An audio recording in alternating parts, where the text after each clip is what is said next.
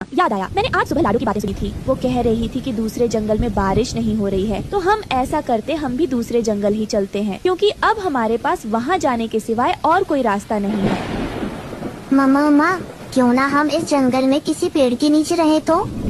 नहीं कुकू बेटा, अगर ऐसे हम रहेंगे तो जंगल के पक्षी हमें रहने नहीं देंगे, वो हमें ताने देंगे। इसलिए अब हमें यहाँ से दूर जाना होगा, और वैसे भी भगवान ने जो हमारे नसीब में लिखा है वो तो होकर ही रहेगा। फिर रानो चिड़िया अपने दोनों बच्चों को लेकर पहाड़ों वाले जंगल की तरफ जाती है। वहाँ पहुँचकर वो तीनों देखते हैं कि वहाँ तो खाने के लिए पेड़ों पर बहुत से फल भी लगे हुए थे। मम्मा, अब तो हम यहाँ आराम से रह सकते हैं और हमें यहाँ खाने की भी कोई परेशानी नहीं होगी, क्योंकि इन पेड़ों पर तरह तरह के मीठे फल लगे हुए हैं। हम इन्हें खाकर अपना पेट भर लेंगे और हम आराम से रहेंगे।